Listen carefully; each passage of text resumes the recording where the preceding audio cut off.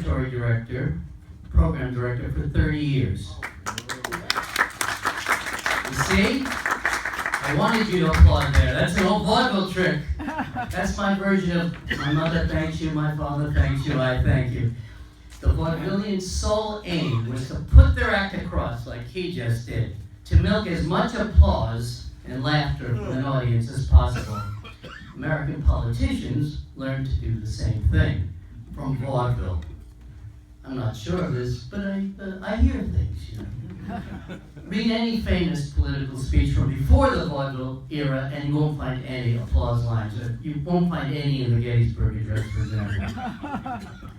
I originally gave this talk earlier in the year on the TCM Classic Cruise, and at the TCM Classic Film Festival in Hollywood. It was a follow-up to two of my earlier TCM talks, Pre-Code 101 and Character Actors 101. Both were brilliant.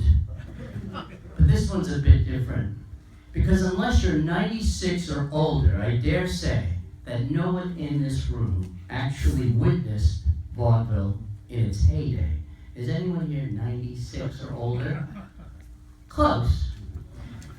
Now, if you're a kid of 70 or 80, you may recall what Variety dubbed vaudefilm, vaudeville acts thrown in to support a feature film. And if in the big cities, those acts might even be huge headliners. Think of Frank Sinatra at the Paramount in the early 1940s. You might argue that vaudeville really died with the canceling of the Ed Sullivan Show in 1971.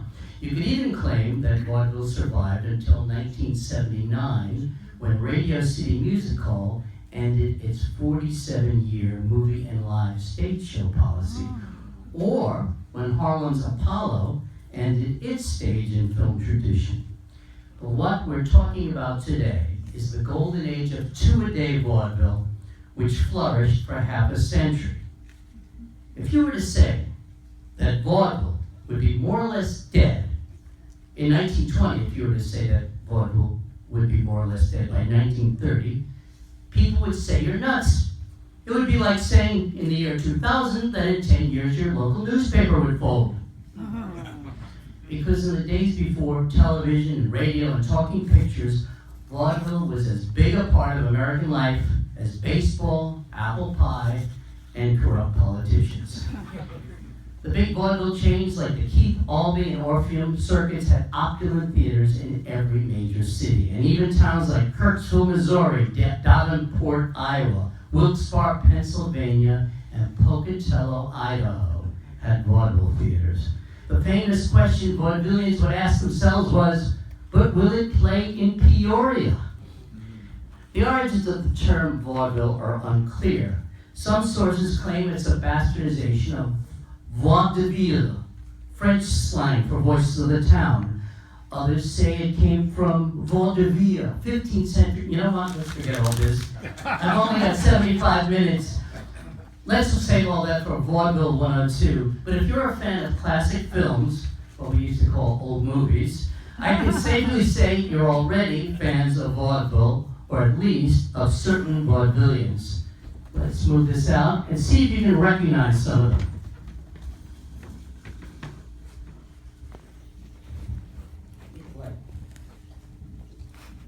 This gentleman was billed as the silent comedian until he started ad-libbing funny asides. He made his first film in 1915.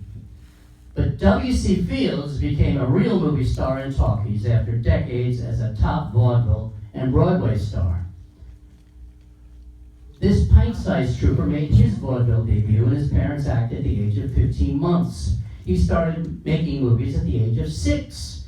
By 1939, Mickey Rooney was America's #1 box office film attraction. The fellow on the right, a former butcher's assistant, was a showbiz hopeful for years until he finally clicked with partner George Byrne, not to be confused with George Burns. He also teamed in vaudeville with Violet and Daisy Hilton. They were the Siamese twins you may know from the movie Freaks.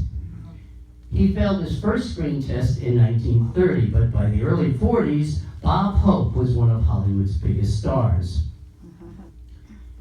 Here's a brother act called The Four Nightingales in 1909. Revealing the brother at top will be a dead giveaway to their more famous name. The Marx Brothers. They'd been in vaudeville for a quarter century before their first movie in 1929, The Coconuts. But that's Groucho at top, then Harpo and Gummo. The boy at bottom is unrelated, and Zeppo and Chico are missing. The brothers' uncle, Al Sheen, wrote their earliest sketches. He was one half of the famous comedy team of Gallagher and Sheen. Recognize one of the chorus girls in this 1919 review? The one in the middle. She is the he at right, here in the Grand Street Follies of 1928. Jimmy Cagney later said that everything I know I learned in vaudeville. Remember, he won his Oscar for playing a vaudevillian, not a gangster. I defy you to identify this 20-year-old. Recognize her in this later picture? Mae West made her vaudeville debut in 1907 at age 14 and didn't start making movies until she was 40. And here's a family comedy act, circa 1900. The boy's father would toss him around the stage like a bouncing ball. Like Mickey Rooney, he was already a seasoned pro by age 5. Buster Keaton was a showbiz veteran for over 20 years before he made his first film in 1917. Like Buster, whom he later played, this small fry grew up in a vaudeville family. But unlike Buster, the movies tapped him at a young age. He made his first picture at 12. He was, of course, the multi-talented Donald O'Connor.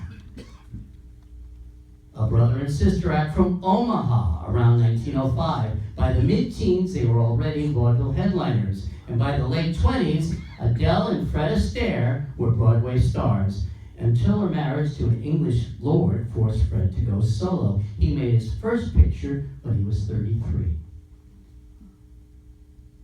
Here's an amateur brother and sister act from Pittsburgh, circa 1919, the Five Kellys. The youngest, Eugene, would run a dance school for aspiring vaudevillians by the time he was 20. And by the time he was 30, Gene Kelly was a Broadway and movie star.